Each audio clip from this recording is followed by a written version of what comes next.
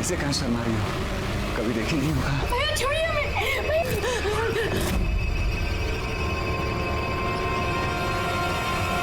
पागल हो गई है क्या?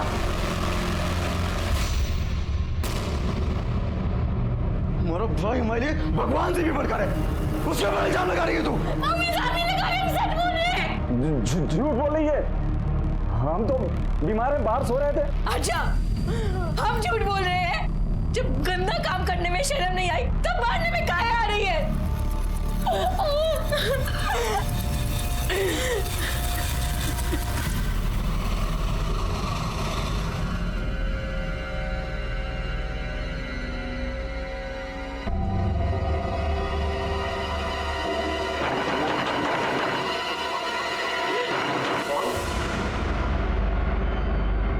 पापा, तुम कौन है?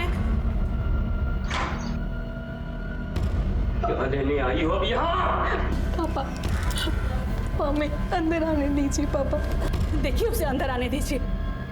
हम आपके हाथ जोड़ते हैं। अब और कितना तमाशा करेंगे आप? बेटी है हमारी, हमने कहा ना, उसे अंदर आने दीजिए।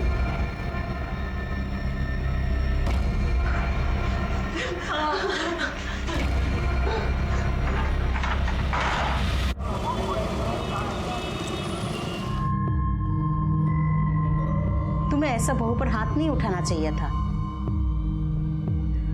हाँ तुम सुनी ना वो क्या बोल रही थी? भैया प्लीज ले आओ ना भाभी को।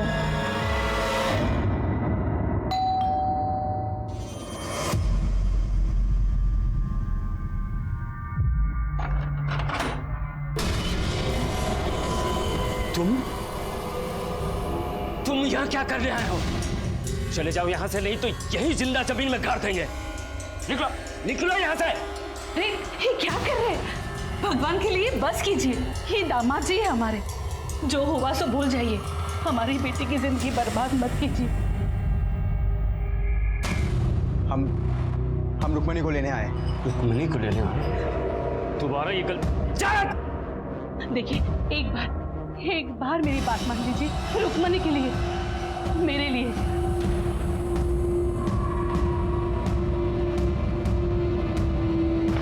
अरे ये सुन, हम सब कुछ भूलने को तैयार हैं, लेकिन एक शर्त पर। हमारी बेटी को दोबारा मत रुलाना। उसकी आंखों में आंसू नहीं देख सकते। अरे माना कि दिल से कठोर है, लेकिन बाप है उसके। तुम क्या देख रही हो? अरे दामाद जी पहली बार आए हैं, कोई अच्छा खाना बनाओ।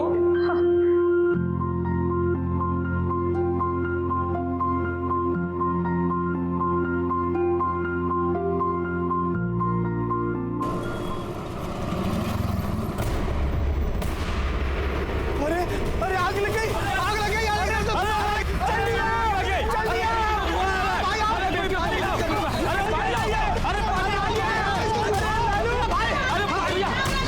हमारे बेटियों से भाग के कमरे में आग लगी।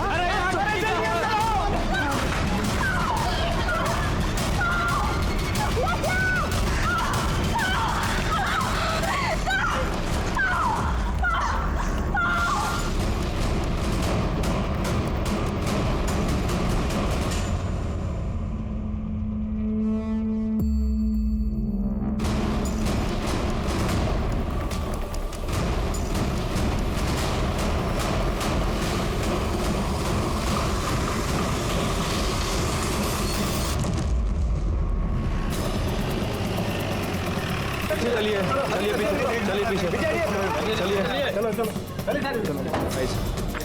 सर 2 लोगों की बॉडी थी, मनोज और रुक्मणी। काफी बुरी तरह से जल गए थे। मनोज की तो मौका वारदात पर ही मौत हो गई। रुक्मणी को हॉस्पिटल भेज दिया गया। ये रही सर मनोज की बॉडी।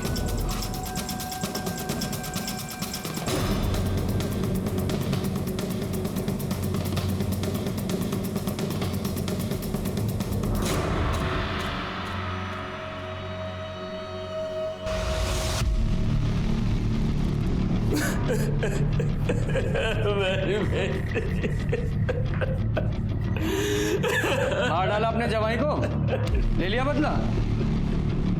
नहीं साहब, हमने कुछ नहीं किया। हमने तो उन्हें माफ भी कर दिया था। वो दोनों यहाँ क्या कर रहे थे? रुक्मिणी एक दिन पहले यहाँ आई थी, तो शायद मनोज ने उसे थप्पड़ मार दिया था, तो वो चिढ़कर हमारे घर आ गई। और मनोज ने उसे थप्पड़ क्यों मारा था? हमें क्या पता था। रुक्मिणी की माँ ने भी उससे पूछा, लेकिन उसने कुछ नहीं बताया। हाँ, फिर कल शाम मनोज हमारे घर आया। मुझे गुस्सा तो बहुत आया, लेकिन मैंने सोचा कि चलो जाने दो, बात बढ़ाने से क्या फायदा, एक ही तो बेटी है। और यहाँ तक कि कल रात में हम लोगों ने साथ में खाना भी खाया था। हम सब बहुत खुश थे साहब। ये देखिए, कल रात में हम लोगों ने तस्वीर भी ली थी, लेकिन हमें क्या पता था कि ये सब। ये आग कैसे लगी? हमें नहीं पता साहब। हम तो रात में सो रहे थे, तभी रुक्मिणी के कमरे से चीखने की आवाज आई। फिर उसके कमरे से धुआं निकलने लगा। पड़ोसी आए और उन्होंने दरवाजा तोड़ा, और उसके बाद। सच बोल रहा हो? सच बोल रहा हूँ। और दिखाई नहीं दे रहा, क्योंकि मनोज से तो तुम बहुत नफरत करते थे। लग नहीं रहा सच बोल रहे हो। सच बताओ क्या हुआ था, वरना जेल में डाल के सड़ा दूंगा। नहीं साहब, जब रात में हमारी नींद खुली तो रुक्मिणी के कमरे से लड़ने झगड़ने की आवाज आ रही थी। हमने सोचा कि चलो पति पत्नी का झगड़ा होगा, कल तक खत्म हो जाएगा। फिर हम बाथरूम चले गए। बाथरूम से जब वापस आ रहे थे तो देखा कि मनोज मिट्टी के तेल का डब्बा लेकर कमरे के अंदर जा रहा, और जाकर उसने दरवाजा बंद कर लिया। हमने दरवाजा खटखटाया, लेकिन उसने दरवाजा नहीं खोला। अभी कुछ सोच ही रहे थे, तभी रुक्मिणी के कमरे से चीखने चिल्लाने की आवाज आने लगी। हमने दरवाजे के छेद से झांक कर देखा तो मनोज रुक्मिणी को जला दिया था साहब। फिर हमने देखा कि मनोज को भी आग लग गई है। पड़ोसी आए, उन्होंने दरवाजा तोड़ा, लेकिन तब तक मनोज मर चुका था साहब। तुम्हारा भाई कहाँ है? वो अस्पताल गया साहब। बाकी लोगों के बयान लो, बॉडी को मॉर्ग में भेजो, मनोज के घर वालों को भी बुलाओ। ठीक है सर।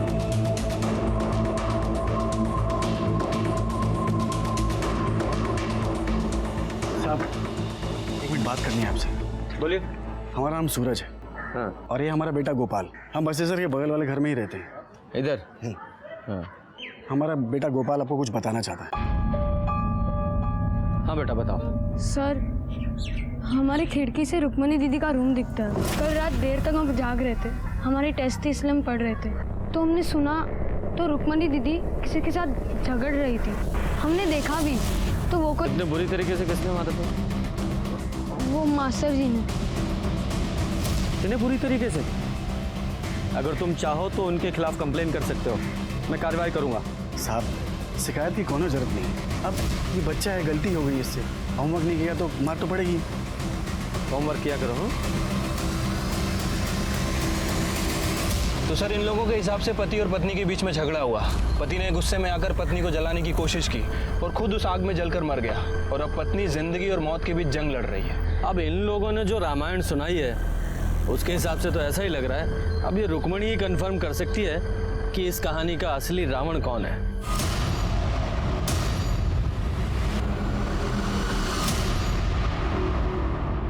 सर, रुक्मणी कुछ भी बता नहीं सकती। वो कुछ बोलने की हालत में है ही नहीं। उसका बदन पूरी तरह से जल चुका है, अभी बेहोश है। अगर वो होश में आ भी जाए तो भी उसे ठीक होने में काफी समय लगेगा। देखिए ना साहब, क्या हालत कर दी हमारी बेटी की। ये सब हमारी गलती है। नहीं हम उसे घर में आने देते, नहीं वो ये सब करता। अच्छा हुआ कि राक्षस जलकर मर गया, वरना हम उसकी जान ले लेते। जब ये सब कुछ हुआ आप कहाँ थे? अपने घर में थे साहब। हमें तो अभी इस बारे में पता चला है, और हम तो इस रिश्ते के पहले से ही खिलाफ थे। अब देख लीजिए, बड़ों की बात ना मानने का क्या नतीजा हो। यादव जी, ये मनोज के घर वालों को इन्फॉर्म किया? हाँ, उन्हें मॉर्ग रूम बुलाया।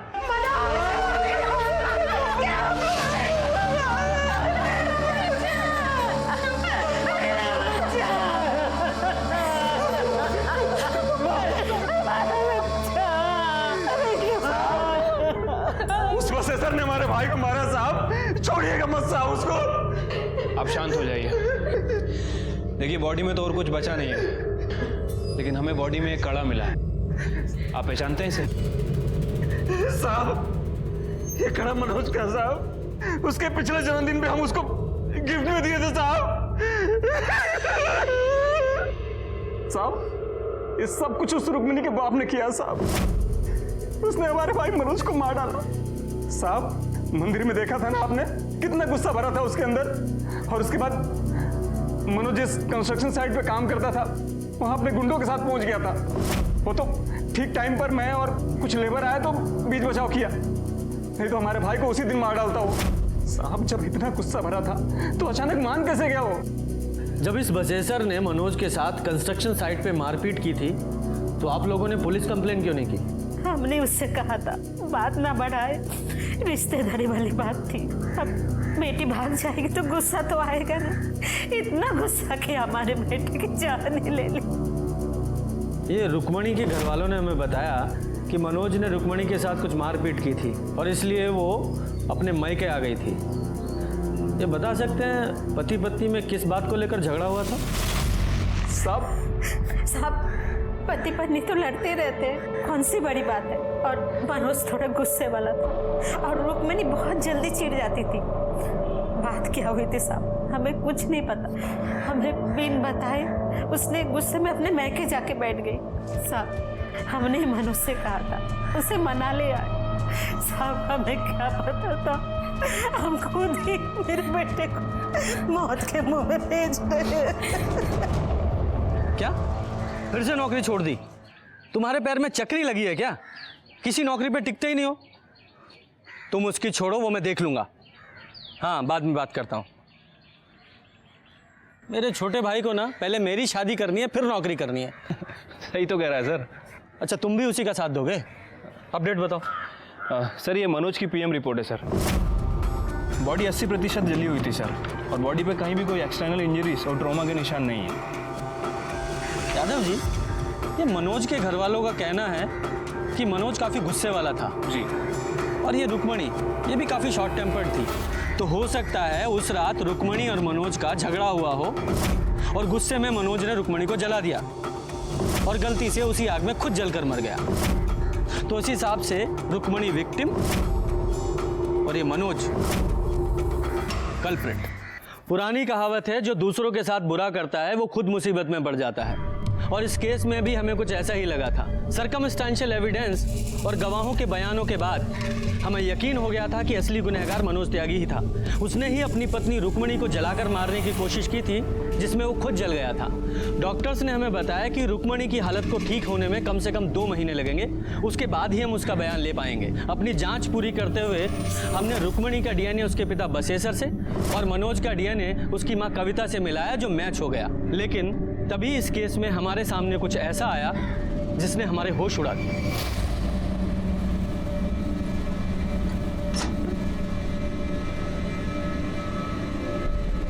सरोज, जल्दी नीचे आ सरोज। अरे कहाँ रह गई थी सरोज? जी अम्मा जी, वो हम छत पर ना कपड़े सुखा रहे थे। अच्छा सुन, बाहर बिरजू आया है, उसका हिसाब देख ले जरा, ठीक है? अच्छा सुन, 1 मिनट रुक। मुझे लगता है थोड़ा हिसाब उसका और बनेगा, तो तू एक काम कर, तू ये सारे पैसे ले जा, ठीक से हिसाब कर और बचे हुए पैसे लेके आ। चल जा। काय टुकुर टुकुर देख रही है? बाहर जा, जा अपना काम कर। अम्मा जी, हम कह रहे हैं लड़की कुछ ठीक नहीं लगती हमको। अरे बेफालतू का ना सब पे शक करता रहता है, अच्छी लड़की है। बताइए। 12 बोरी आलू की लेकर के आया हूँ और अपना 1 बोरी अदरक। 1 सेकंड, 1 मिनट।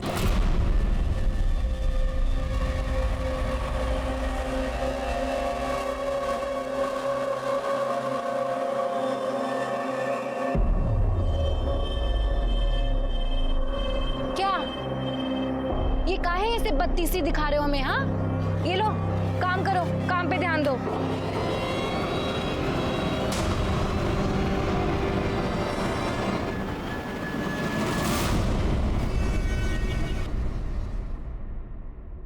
सर, बिहार के बलुआ गांव में एक जवान लड़के ने एक लड़की के साथ मिलकर वहां रहने वाली विधवा के घर लूटपाट की और उसके बाद उसकी हत्या कर दी। सर उसका नाम दुर्गा देवी था, 65 साल की थी और काफ़ी अमीर थी। बाकी की फैमिली दिल्ली में रहती है। और सर ये दोनों कल्पिट बिरजू और सरोज उसी के घर काम करते थे। सर बिहार पुलिस ने बताया कि वो दोनों कल्पिट मुगल सराय की तरफ आए हैं। सारी डिटेल सर्कुलेट करवा दीजिए। हाँ सर, लेकिन एक बार फोटो तो देख लीजिए। ऐसा क्या है फोटो में?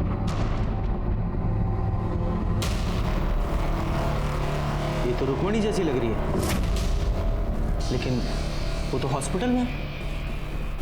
ये बिहार में कैसे हो सकती है? यादव जी, ये रुक्मणी की फाइल निकालो।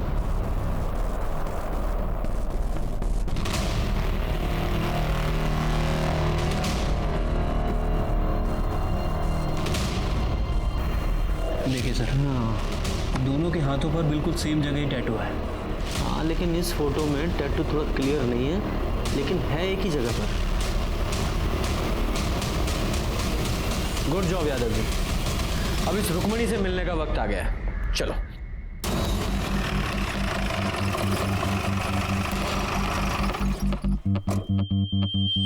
सर आप ये सही नहीं कर रहे हैं। देखिए, हमें पता है हम क्या कर रहे हैं। इतनी मुश्किल से तो ये ठीक हो रही है।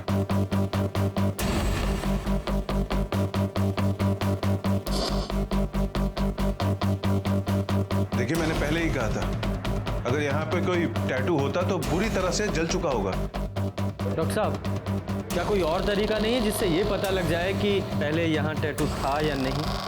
जी नहीं, क्योंकि स्किन के पिगमेंट्स जल चुके हैं। अब इसे पता लगाने का कोई तरीका नहीं। एक तरीका है, बिहार चलना होगा। शायद वहीं चलकर इस सरोज और रुक्मणी की पहेली सुलझे।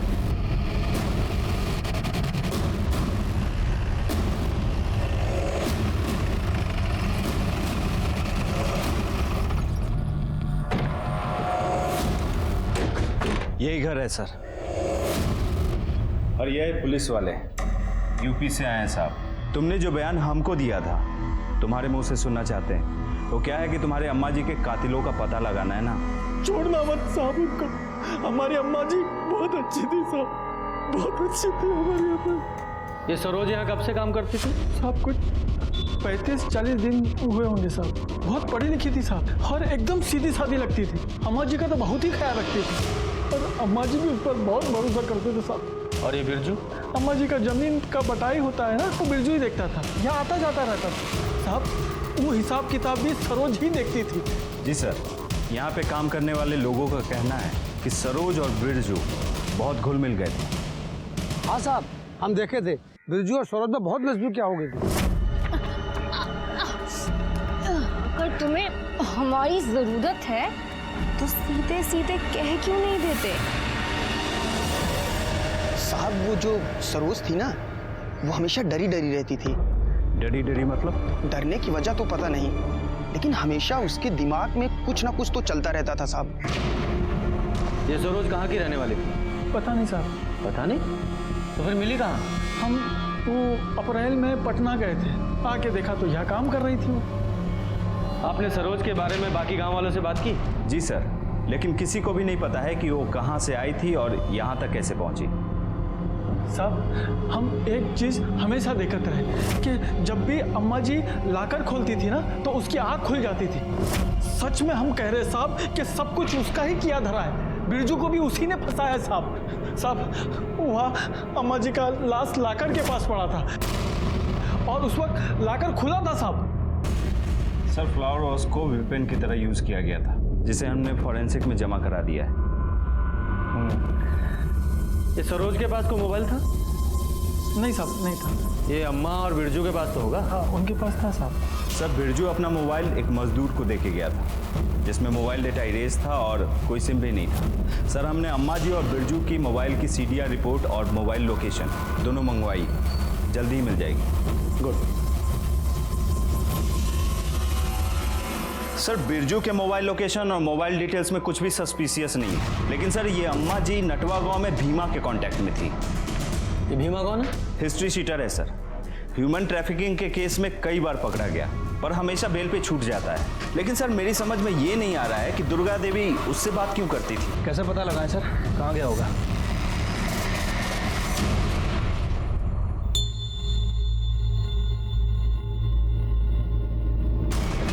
काली माँ, रुको।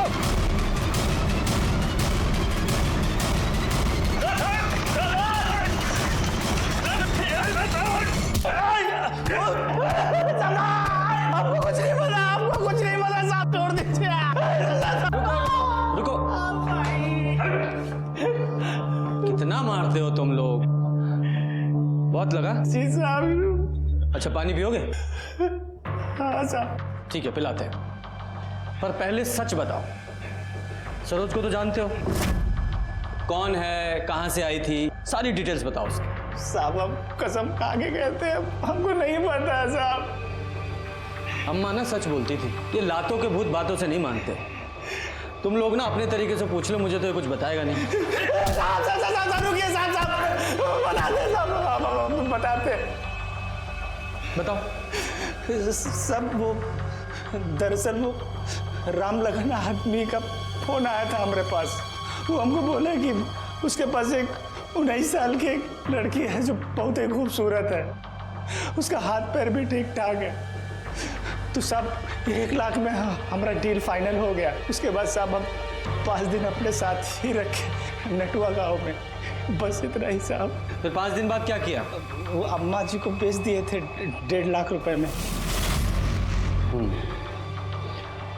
ये राम लखन का जो फोन आया था, मोबाइल से आया था? जी। यादव जी सर, उस नंबर को ट्रेस करो। कहाँ का रहने वाला है ये? जी यूपी। तो लड़की को तुमने यूपी से उठाया? साहब ये तो हमको पता नहीं है, लेकिन यूपी और बिहार का जो बॉर्डर है ना, वहीं पर लेन देन हुआ था। कब हुआ था? 11 अप्रैल रात को हुआ था। मतलब जिस रात रुक्मणी और मनोज को चलाया गया। ठीक है, वेरी गुड सर। रामलखन का फोन ट्रेस हो गया है सर। ये रामलखन और कोई नहीं बल्कि बसेसर दुबई है, रुक्मणी का पिता। क्या? तो क्या ये सरोज और रुक्मणी दोनों एक ही हैं? अगर ये सरोज रुक्मणी है तो फिर वो लड़की कौन है जो हॉस्पिटल में है? या फिर दोनों जुड़वा बहनें हैं? सर जो लड़की हॉस्पिटल में है उसका डीएनए बसेसर दुबे के डीएनए से मैच भी हुआ था। बड़ी उलझी हुई पहेली है। सबसे पहले ना ये मुगल सराय जाकर इस बसेसर से बात करनी पड़ेगी। यादव जी, इस बसेसर की पूरी जन्म कुंडली निकालो। जी। और सिन्हा साहब सर, जितने भी टोल नाका हैं सबकी सीसीटीवी फुटेज निकालो। इस सरोज का मिलना बहुत जरूरी है। और वो बिरजू, उसके मोबाइल में उसका सिम नहीं था, हो सकता है उसने दूसरे मोबाइल में सिम डालकर एक्टिवेट किया हो। पता करने की कोशिश करो, इन दोनों का मिलना बहुत जरूरी है। जी सर।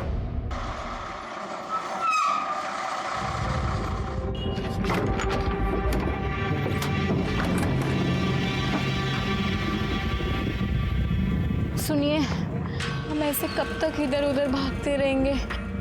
हम जाने ये सब कब खत्म होगा। देखो तुम ज़्यादा परेशान मत हो, बस थोड़ी देर का तो बात है।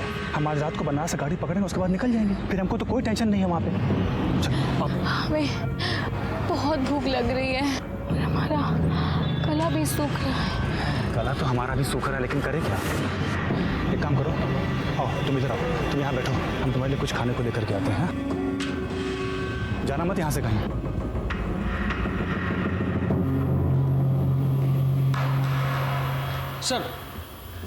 सर बसेसर के बारे में एक इन्फॉर्मेशन मिली है। क्या? बसेसर की पहले भी एक शादी हुई थी किसी दुलारी नाम की औरत के साथ। उससे एक बेटी भी है, महुआ रुक्मणी से 2 साल बड़ी है। ये महुआ की कोई फोटो मिली? नहीं सर। ये दुलारी और महुआ कहाँ है अभी?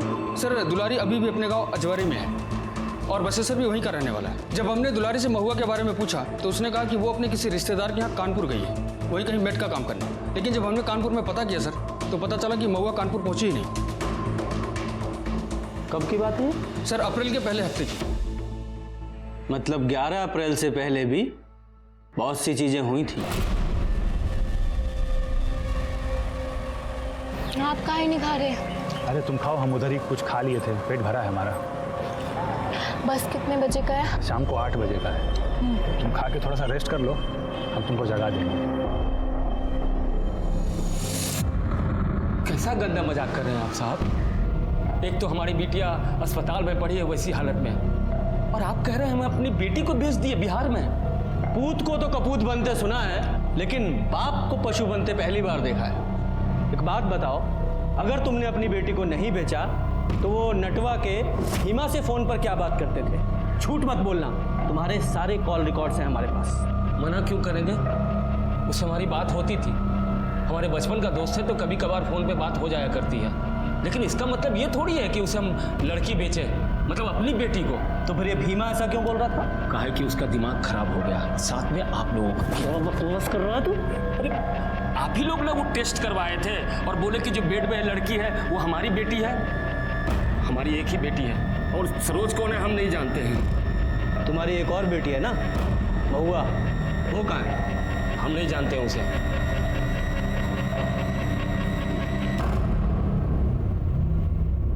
ठीक है, जाओ।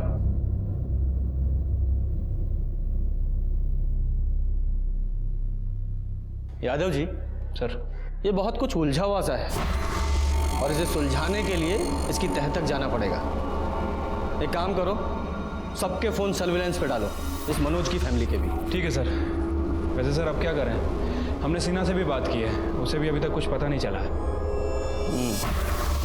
महुआ, सरोज, रुक्मणी सब बहुत उलझा हुआ है। अगर ये माने कि ये सरोज ही रुक्मणी है, तो फिर ये हॉस्पिटल में जो लड़की है वो कौन है? महुआ?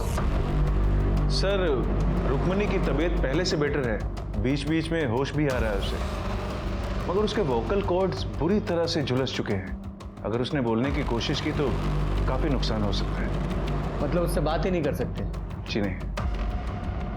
इस लड़की का डीएनए इसकी माँ फुलवा से मैच कराई है। जी। हो सकता है इसी से कहानी में कोई नया मोड़ आए। आज हमारा बेटा 24 का हो जाता, शादी के बाद उसका पहला जन्मदिन।